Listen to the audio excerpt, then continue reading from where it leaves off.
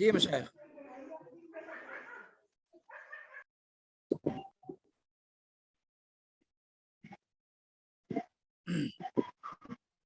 میں یہ کہہ رہا تھا, آواز سن رہے ہیں آپ لوگ میری؟ جی شیخ. جی شیخ سن رہے ہیں. ہاں, میں یہ کہہ رہا تھا کہ اب یہاں پر ایک پہلو اور میں ذکر کرنا چاہوں گا جس کی طرف شاہ عالم نے اشارہ کیا تھا. شاہ عالم ہے ہمارے ساتھ جڑا ہوا کہ نہیں ابھی؟ شاہ عالم آیا کہ نہیں ہمارے ساتھ؟ جی شیخ ہے, موجود ہے. شاہ عالم نے ایک بات کہی تھی, کیا کہ انما الاعمال بالنیہ. میں نے مختارات میں ایک موقع پر بتایا آپ لوگوں سے کہ مفرد بھی جنس کا معنی دیتا ہے جب اس پر ال داخل ہو جائے. جب اس پر کیا داخل ہو جائے؟ ال داخل ہو جائے. تو جنس کا معنی اگر لیتے ہیں تو ہر عمل کی الگ الگ نیت اس سے مراد لی جا سکتی ہے, جمع اس میں استعمال کرنا ضروری نہیں ہے. ٹھیک ہے مشائخ؟ تو انما الاعمال بالنیہ کا اس اعتبار سے بھی نیات کا معنی اس سے لیا جا سکتا ہے. معنوی طور پر, لفظی طور پر گرچہ مفرد ہے لیکن معنوی طور پر جمع کا معنی اس کے اندر موجود ہے. ٹھیک ہے مشائخ؟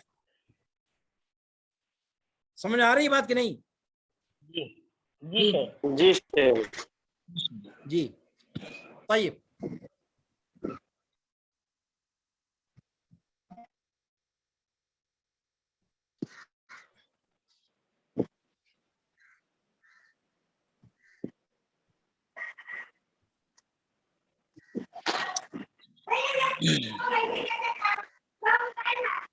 جی مشائخ, اب آئیے آگے دیکھیے, آگے کیا اللہ کے رسول صلی اللہ علیہ وسلم نے فرمایا. انما کو مقرر ذکر کیا, انما الاعمال بالنیہ وانما لامرئ ما نوى, وانما لامرئ ما نوى. ٹھیک ہے, اعمال کی صحت کا دار و مدار نیت پر ہے. ٹھیک ہے, اور شخص کے لیے, ہر شخص کے لیے, ہر شخص کا ترجمہ کہاں سے کر رہا ہوں؟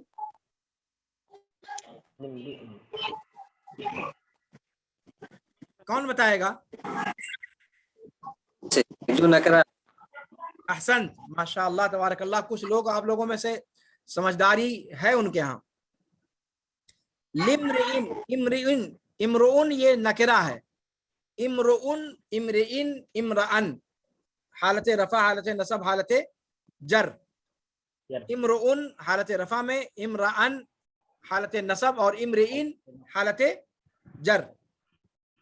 امرؤن یہ نکرہ ہے, یہیں سے معنی آتا ہے وَإِنَّمَا لِمْرِئٍ, ہر شخص کے لیے. وَإِنَّمَا لِمْرِئٍ مَا نَوَى, ما نوا, ما موصولہ. ہاں, ما کیا ہے؟ موصولہ. ہر شخص کے لیے صرف اور صرف وہی ہے جو اس نے نیت کیا, جس چیز کی اس نے نیت کیا یا جیسی اس نے نیت کیا. ٹھیک ہے مشائخ؟ یعنی انما الاعمال بالنیہ کے مضمون کو مزید مؤکد کر کے بیان کیا گیا. ٹھیک ہے, اور یہ اسلوب قصر کا اسلوب کہا جاتا ہے. یہ اسلوب کس کا اسلوب کہا جاتا ہے؟ قصر کا اسلوب کہا جاتا ہے. اور اجمال سے تفصیل کی طرف جا رہے ہیں. یہ الگ الگ جملے جو آپ دیکھ رہے ہیں, آپ دیکھیے نا, انما الاعمال بالنیہ, ایک حکم لگا دیا, ایک حکم اجمالی لگا دیا, پھر اس کی تفصیل کیا وَإِنَّمَا لِامْرِئٍ مَا نَوَى, ہر شخص کے لیے وہی ہے جو اس نے نیت کی. اب اس کے بعد پھر اس کی تفصیل بیان کر رہے ہیں.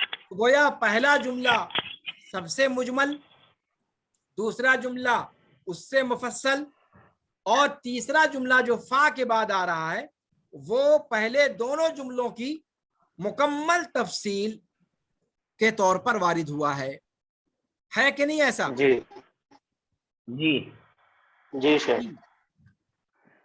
اور اگر آپ لوگ چاہو تو اسی روایت میں ہم سال گزار دیں. صحیح بتا رہا ہوں. اگر اس کو بخیا ادھیڑ کر کے پڑھا جائے، اس کا پوسٹ مارٹم کیا جائے، تو اسی روایت میں پورا سال گزر جائے گا اور پھر بھی حق ادا نہیں ہوگا. لگتا ہے آپ کو اس 2-3 لائن کی حدیث میں کوئی اتنا بڑا مفہوم ہے؟ جی لگتا ہے آپ کو؟ جی ابھی تک شیخ جو بھی بتائیں گے وہی بھی اتنا ہی ہمیں معلوم نہیں تھا اتنی تفصیل کے ساتھ. ابھی پتہ نہیں کیا کیا اس میں چھپا ہے. ابھی تو اصل حدیث ہم نے شروع ہی نہیں کی. ابھی تو اس کا جو اصل مغزہ ہے ابھی اس پر ہم ابھی اس میں داخل ہی نہیں ہوئے. ابھی اس میں آپ دیکھیے گا انشاءاللہ تھوڑا سا وقت لگائیں گے اس کے اندر، اس لیے کہ اصل معاملہ یہ نہیں ہے کہ آپ A to Z تک مکمل پڑھیں. اصل مسئلہ پڑھنے کا سلیقہ کیا ہونا چاہیے، کیسے آپ کسی روایت پر غور کریں، اس کا سلیقہ اگر ہم سیکھ لیتے ہیں تو میں سمجھتا ہوں بہت بڑی چیز ہے. پھر اس کے بعد آپ اپنے سے بقیہ چیزوں کو مکمل کر سکتے ہیں. اس لیے کہ ترجمہ کرنا کوئی کمال نہیں ہے. ترجمہ کرنا یہ کوئی کمال نہیں ہے. اصل کمال اسلوب شناسی ہے، اسلوب فہمی ہے، اسلوب کے دقائق پر غور کرنا، اسلوب کی باریکیوں کو سمجھنا، یہ ہے اصل کمال. اور اکیڈمک لائن سے پڑھنے والوں کو اس پر توجہ کرنی چاہیے. مکتب کے بچوں کی طرح سے ترجمہ رٹوا دینا یا ترجمہ کروا دینا یا 5000 صفحے پڑھا دینا، یہ میں نہیں سمجھتا ہوں کہ یہ کمال کی بات ہے. کم از کم میرا نقطہ نظر یہ نہیں ہے. تو انشاءاللہ میں کوشش کروں گا کہ 1-2 درس اسی روایت پر انشاءاللہ دوں، کم از کم 1-2 درس، اور کوشش کروں گا کہ اس کے اندر جو اس کی موٹی موٹی باتیں ہیں، اس لیے کہ یہ روایت ان روایات میں سے ہے. اس کو نوٹ کر لیجئے آپ کہ کچھ ائمہ کرام نے بتلایا کہ اسلام کی بنیاد 3 روایتوں پر ہے. صرف 3 روایتیں ہیں جس پر پوری شریعت کی بنیاد کھڑی ہے، ان میں سے ایک ہے یہ روایت. تو یہ روایت یہ ایک معمولی حدیث کا ٹکڑا نہیں ہے. یہ اس روایت کا مدخل فقہ میں بھی ہے، اصول فقہ میں بھی ہے، عقیدے میں بھی ہے، حدیث کے اندر تو ہے ہی. یہ روایت ان روایات میں سے ہے جن پر دین کی بنیاد کھڑی ہے. اس لیے اگر آپ اس میں وقت لگاتے ہیں تو یہ ایک روایت کے اندر وقت لگانا نہیں ہے، گویا آپ دین کا ایک تہائی ستون حاصل کر رہے ہیں. اس لیے اس کے صحیح سیاق میں انشاءاللہ اس کی گفتگو آئے گی. چونکہ یہ میں اضافی وقت لے رہا ہوں اور مجھے لگ رہا ہے کہ آپ لوگوں کو کوفت ہوگی کہ دوبارہ پھر کہاں سے بلا لیا، تو اپنی بات جو ناقص رہ گئی تھی اس کو میں پورا کرنے کے لیے دوبارہ بلایا ہوں. انشاءاللہ آگے کا جو درس ہے وہ انشاءاللہ اگلے درس میں انشاءاللہ بتاؤں گا. ھذا وصلی اللہ وسلم علی نبینا محمد وعلی آلہ وصحبہ اجمعین. اگر آج کے درس سے متعلق کوئی سوال ہے جو اب تک پڑھا ہے آپ نے تو پوچھ سکتے ہیں.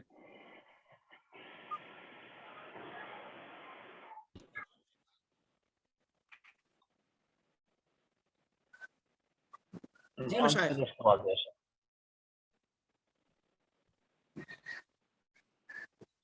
عبد الرحیم بھوپندر، درس سمجھ میں آتا ہے؟ جی شیخ.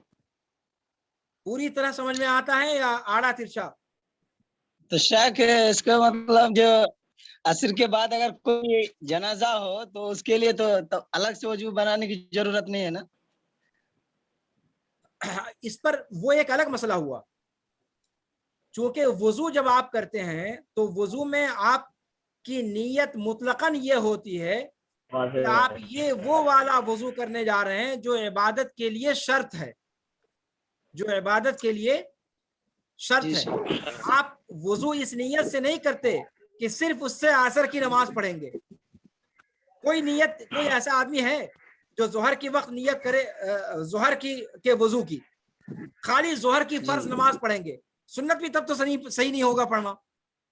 جی جی ہاں، تو مسئلہ یہ نہیں ہے. مسئلہ یہ ہے کہ اصل میں یہ سب چیزیں بھی غور کرنے کی ہیں.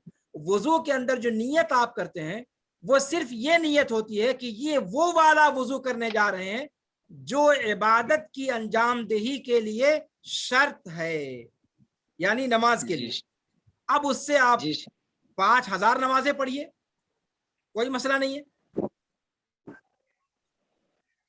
واضح مشائخ؟ جی شیخ. جی. اور کوئی سوال؟ دیکھو جو میں نے توسیہ کے لیے دیا تھا ابھی ہوا کہ نہیں؟ وہ درس سے متعلق سوال نہیں ہے. شیخ پھر بھی جو درس سے خارج سوال ہے وہ درس سے خارج میں رابطہ کر کے پوچھو، درس میں نہیں. اور مدر آپ سب کو میسج کیا تو جواب نہیں آیا تو سوچا یہی پوچھ لوں. کوئی مسئلہ نہیں، انشاءاللہ آؤ گے تو مل جائے گا انشاءاللہ. جاننے والے ساتھی ہمارے ہیں تو ان کو کوئی بتا دوں کوئی مسئلہ نہیں ہے بھائی. تم لوگوں کے لیے شاگرد ہو، تم لوگوں کے لیے کیا مسئلہ ہے؟ آ جانا، کسی کو بھیج دینا، انشاءاللہ وہ چیز مل جائے گی، کوئی مسئلہ نہیں. تیار ہے شیخ کی نہیں؟ اب تیار کہاں سے ہوگا، میں اسی کے لیے بیٹھا تو نہیں ہوں نا. جی شیخ ہاں، کچھ مدرسہ کھولنے کی تعلق سے شیخ بتا دیجیے. برادرم حالات تو اطمینان بخش نہیں لگ رہے ہیں. اب تو پھر نئے سرے سے اب نیپال کے اندر ہی لاک ڈاؤن کے بارے میں غور و فکر کرنے لگے ہیں لوگ. تیسری لہر نیپال کے اندر بھی پورے آب و تاب کے ساتھ دستک دے چکی ہے. دعا کیجئے کہ اللہ تعالیٰ خیر کرے. اگر حالات صحیح ہوئے، حکومت کی طرف سے کچھ نرمی ہوئی تو انشاءاللہ یہاں اساتذہ یا ذمہ داران آپ لوگوں سے زیادہ پریشان ہیں وہ کھولنے کے لیے. لیکن حالات تھوڑا سا سازگار ہوں. آپ لوگ تو پھر بھی کسی طرح سے پڑھ رہے ہیں. بنات ہے، گرلز کالج وغیرہ وہ تو مکمل طور پر بند ہیں. ان کا تو پورا کا پورا تعلیمی کیریئر برباد ہونے کے کگار پہ ہے.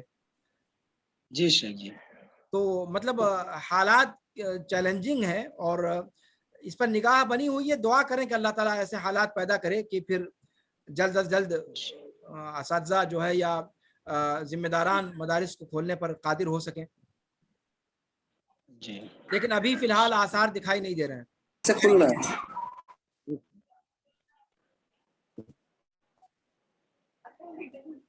ٹھیک ہے مشائخ، پھر اگر کوئی سوال نہیں ہے تو پھر انشاءاللہ اگلے درس میں ملتے ہیں. ٹھیک ہے جی شیخ. جی شیخ. چلیں ٹھیک ہے. هذا وصلی اللہ وسلم علی نبینا محمد وعلی آلہ وصحبہ اجمعین. سبحانک اللہم وبحمدک، اشہد ان لا الہ الا انت، استغفرک واتوب الیک. ایک چیز اور میں جاتے جاتے کہہ دوں کہ جو روایت ہم لوگ پڑھ رہے ہیں اس کے بارے میں آپ لوگ مطالعہ کر کے آئیے. اصل میں جب مطالعہ کر کے آئیے گا تو پڑھنے میں مزہ آئے گا.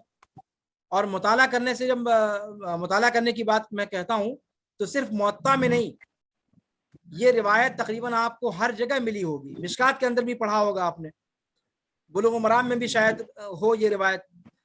جہاں جہاں جن جن کتابوں میں ہے ان کتابوں کی شرحوں کے اندر آپ کو اس روایت کی شرح ملے گی. مطالعہ کرنے کی عادت ڈالو. نئی نئی چیزیں، معلومات کیسے کلیکٹ کیا جائے، کیسے مطالعہ کیا جائے، کیسے ان پر عبور حاصل کیا جائے. اب جیسے بخاری کا ذکر کر رہے ہیں، بخاری اس بار آپ لوگ پڑھ بھی رہے ہوں گے، پچھلے سال بھی پڑھی ہوگی آپ نے.